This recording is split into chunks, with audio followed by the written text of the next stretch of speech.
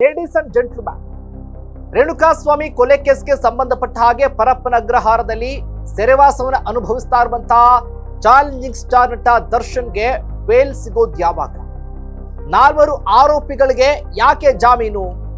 ನಟ ದರ್ಶನ್ಗಿಲ್ವಾ ಬೇಲ್? ಹಾಗಾದ್ರೆ ಇದರ ಜೊತೆಗೆ ದರ್ಶನ್ಗೆ ಇನ್ನೂ ಕೂಡ ಸಂಕಷ್ಟ ತಪ್ಪಿಲ್ವಾ? ಹಾಗಾದ್ರೆ ಬೇಲ್ ಸಿಗೋದಾದ್ರೂ ಯಾವಾಗ? ಇಷ್ಟು ತಡ ಆಗ್ತಾ ಇರೋದು ಯಾಕೆ? ಇದರ ಜೊತೆಗೆ ಇನ್ನುಳಿದಂತವರಿಗೆ 17 ಜನರಲ್ಲಿ ಆ 4 ಜನರಿಗೆ ಯಾಕೆ ಬೇಲ್ ಕೊಟ್ರು? ಇದೇ ಫೋಕಸ್ ನ ಎಕ್ಸ್ಕ್ಲೂಸಿವ್ ಸ್ಟೋರಿ, ದಚ್ಚುಗೆ ಬೇಲ್. ಎಸ್ ವೀಕ್ಷಕರೇ, ನೆಲ ಜಲ ಭಾಷೆಗಾಗಿ ಪ್ರಾಮಾಣಿಕ ಪತ್ರಿಕೋದ್ಯಮ. ನೀವು ನೋಡ್ತಾ ಇದ್ದೀರಾ ಫೋಕಸ್ ಟಿವಿ. ನಾನು ಶಿವು ರಾನರಾಪುರ.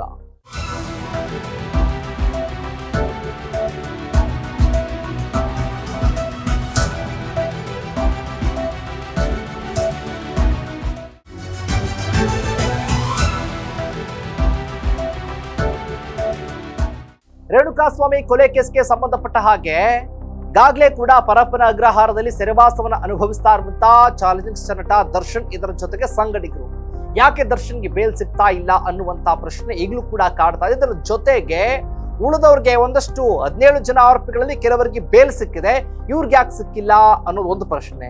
ಇದರ ಜೊತೆಗೆ ಅಭಿಮಾನಿಗಳು ಕಾತರದಿಂದ ಕಾದುಕೊಳ್ತಿದ್ದಾರೆ, ದರ್ಶನ್ ರವರು ಯಾವಾಗ ರಿಲೀಸ್ ಆಗ್ತಾರಪ್ಪ ಅನ್ನುತ್ತಾ ಅವರು ಕೂಡ. ಹಾಗಾಗಿ ಈ ರೇಣುಕಾಸ್ವಾಮಿ ಕೊಲೆ ಕೇಸ್ ಜಾಮೀನಿನ ಮೇಲಿದ್ದಂತಹ 4 ಆರೋಪಿಗಳಿಗೆ ಈಗ ಸಂಕಷ್ಟ ಎದುರಾಗಿದೆ. ಜಾಮೀನು ರದ್ದು ಮಾಡಬೇಕು ಅಂತ ಹೈಕೋರ್ಟ್ ಮೊರೆ ಹೋಗಿದೆ ಸರ್ಕಾರ. ಈಗ 17 ಜನ ಆರೋಪಿಗಳಿಗೆ 4 ಜನ ಆರಾಮಾಗಿದ್ದಾರೆ.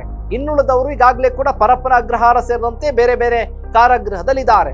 ಯಾಕಪ್ಪ ಅಂತಂದ್ರೆ ಎಲ್ಲರಿಗೂ ಕೂಡ ಜಾಮೀನ್ ಮಂಜೂರಾಗಿತ್ತು. ಸುಪ್ರೀಂ ಕೋರ್ಟ್ ಯಾವಾಗ ಆ ಜಾಮೀನನ್ನ ರದ್ದು ಮಾಡಿತ್ತೋ ಆಗ ಉಳಿದ 17 ಜನರಲ್ಲಿ 4 ಜನರ ಹೊರತುಪಡಿಸಿ ಮಿಕ್ಕಿದೆಲ್ಲರೂ ಕೂಡ ಈಗಾಗಲೇ ಕೂಡ ಕಾರಾಗೃಹದಲ್ಲಿ ಇದ್ದಾರೆ.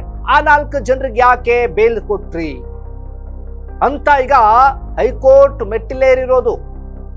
ರೇಣುಕಾಸ್ವಾಮಿ ಕೊಲೆ ಕೇಸ್ಗೆ ಸಂಬಂಧಪಟ್ಟ ಹಾಗೆ 4 ಜನ ಹೊರಗಿದ್ರಲ್ಲ ಆರೋಪಿಗಳು, ಅವ್ರಿಗೆ ಈಗ ಸಂಕಷ್ಟ. ಅವರ ಬೇಲ್ ಕೂಡ ರದ್ದು ಮಾಡಬೇಕು ಅಂತ ನಟ ದರ್ಶನ್, ಪವಿತ್ರ ಗೌಡ ಸೇರಿ 7 ಆರೋಪಿಗಳು ಈಗಾಗಲೇ ಕೂಡ ಸೆರೆವಾಸವನ್ನು ಅನುಭವಿಸ್ತಾ ಇದ್ದಾರೆ.